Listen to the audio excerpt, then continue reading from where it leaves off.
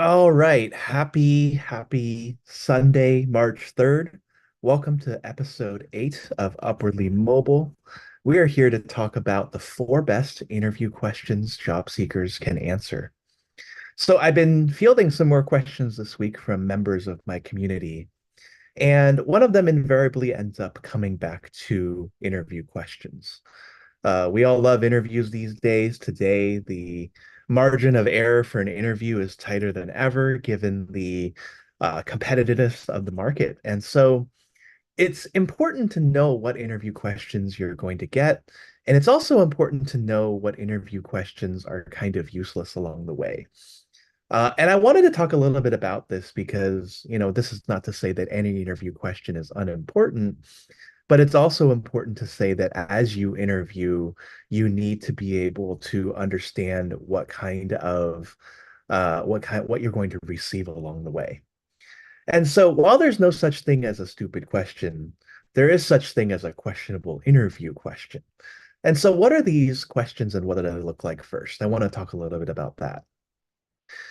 Number one, it's the trick question that you usually get. And these can be questions like, what is your greatest strength and what is your greatest weakness? I call these warm-up questions, questions where, as an individual, you are asked to navigate something that is potentially treacherous.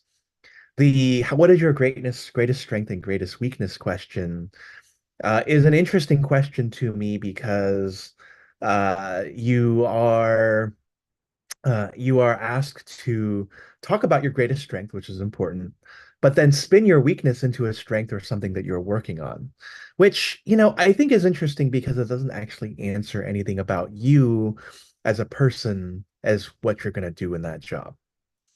The second question that I think is really, really terrible are your questions that are to some degree the trivial questions that may or may not matter. Google was famous for asking a question like this, where they would want you to figure out how many ping pong balls fit in an airplane. eBay once asked me how many phone books are in all of Manhattan.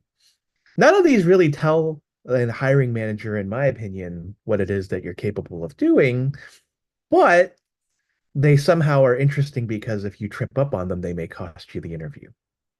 Now, here are four types of questions that I do think a job interview person or a hiring manager should ask you. And before I go to that, the reason why I think these are questions that people ask in the first place is because number one, they're looking to warm up. They didn't really know why they were there in the first place, and their resume was handed to you at the very last second. And number two, they're not prepared. And they just need to ask some questions and get you talking out of the way so that they can glance down your resume and figure out what it is that they're saying to you. Number three is that interviews are fragmented. People don't know how to interview. They know that they're looking to ask you some questions and get a good feeling from you, but they don't have that sense of structure. They don't have that sense of what is this person doing in you. And number four, they're just trying to trick you. And that's the one that always sucks the most because it just makes you wonder, like, okay, we could have done better, but we simply chose not to. The four best interview questions a job seeker can receive are all questions that you theoretically can knock out of the park and showcase just how good you are. These kinds of questions are strategic questions, situational questions, hypothetical questions, and knowledge-based questions. These questions are questions that require you to not only think, but think in the best light possible. Your strategic questions are questions that look at the state of the industry and show that you understand what's at stake. Your situational questions show that it is something that you did in the past and how you can apply that to the future. And these are questions that are very much along the lines of STAR questions. Tell me about a time where you failed. Tell me about a time where you were successful. Tell me about a time you overcame a conflict with a colleague of yours. And then the hypothetical questions that are not your questions that are silly, but very much, for example, if you're in marketing, tell me how you would launch this product into the market and the steps that you would take to make sure we would be successful. And then finally, the knowledge-based questions that really just showcase that you're paying attention. What do you know about our company? Where do you think our company has an opportunity to grow? Those are all questions that demonstrate a level of vision and show that you're not just applying to a job so that you can get an interview and move forward with it and not have anything more to that. And so those are the questions that are important. And those are the questions that more people should be asking about because they demonstrate what's important to the business, right? Business is all about results. It's all about being able to repeat what you did in the past into the future. And, what businesses look at when they hire anybody, and I've mentioned this many times on this podcast and within my community, is that business is all about results. They want to hire you because you bring them results, whatever they look like, KPIs, objectives, and key results that you are measured upon when you join your company, whether that's saving money, making more money, streamlining processes, and more. And we'll talk about this in our resume review workshops and so forth that you can join when you find us on Eventbrite. The other thing is that all hires are risks, right? Whether you like it or not, having you join a particular company is a risky endeavor because it means that at the end of the day, you are going to cost the company more money. And they're hoping that when they hire you, you're going to make all of their dreams come true and make all of their nightmares go away. That's something that Mike Tomasello, who joined me on a previous podcast and webinar, has spoken about, is that they will make all your nightmares go away and all your dreams come true. And the more you focus on that, the better your candidacy is going to have an outcome for. So what do you do to answer these four really, really good best interview questions? You write down your questions and the answers that you anticipate in something like a Google Doc, and you memorize them. You get to know them and you get to know your stories that you can stand out effectively. Thankfully, the more senior you get, the less you get those silly questions, but you should still be ready to have them anyway because they are important to have. And so you have to memorize and prepare, and that will help you be a lot better as you go through your interview process. And so that's it for this week for my job search tip, the four best interview questions job seekers can answer. There are some other things that I wanted to talk about this week as well, right? And so, as we do every single week, we go through our layoff tracker of some of the most notable interviews that we can continue talking about. And this week we had a few that are really, really interesting. Number one, we had Electronic Arts lay off 670 people, and Sony also lay off 900 as a part of the video game layoffs that we continue to see. Video gaming is one of these last industries that we're seeing that's continued to struggle because they they overhired during the pandemic and are now facing the issue of people not playing as many video games as before. Plus, video game production costs are going up, and these companies need to right size and reset so that they can get back to what they were doing before, which is making hopefully cheaper video games. Other areas that also laid off this week were Vacasa, which let go of 320 employees, Bumble, which cut 30% of its workforce, and Expedia, which cut 1,500 of its staff. And so this is interesting because I think it's a combination of two things: changing customer tastes and the lack of savings that are present in the market. In the former, with changing customer interests, you have Bumble, right, which laid off 30% of its staff. Its CEO and founder left last year. And as I heard on the Morning Brew podcast earlier this week, one thing that's also, I think, different for a lot of daters and younger folks is that they are they don't want to use dating apps like they used to, let millennials do. And who would blame them? Dating apps are in a lot of ways the 80-20 rule, where 80% or 20% of the top people who are there, usually the best looking, get 80% of the swipes.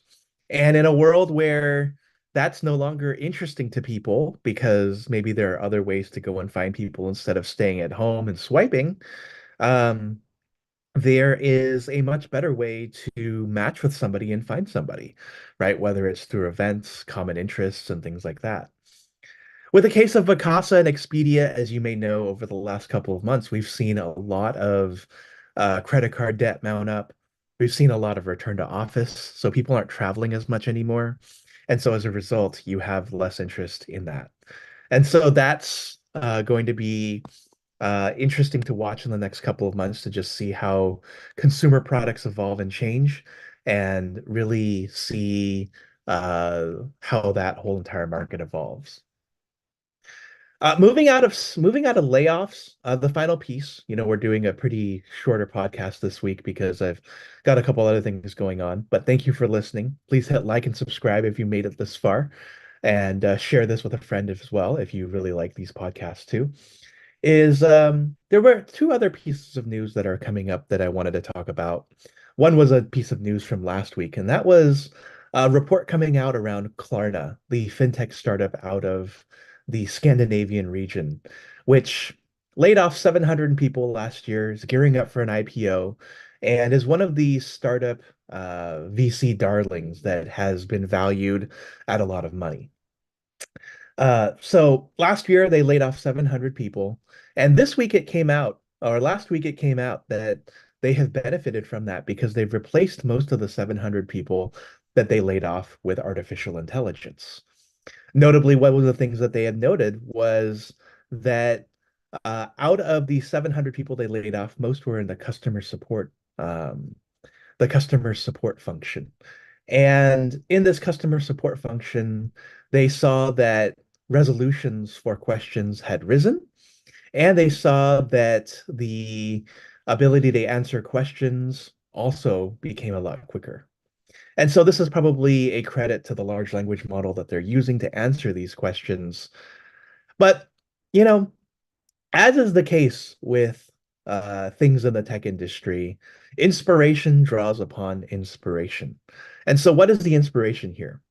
Much like Elon Musk laying off 50% of Twitter, inspired companies months later, like Google and Meta and so forth, to lay off large swaths of their workforce. Klarna's efforts here are probably going to lead a lot of companies to want to do the same, whether that is to um, whether that is to lay off their own support workers, look for redundancies, and really maximize revenue potential in that area. And so you're going to see tech, I think, in the future here, as interest rates continue to remain high, continue to maintain low payrolls so that they can maximize revenue, maximize interest for their investors, and so forth. And so this is going to be a model to follow. Klarna's boasting of where it went as it relates to its layoffs and its subsequent AI usage in the long run truly mean that more companies are going to replace their workers with AI.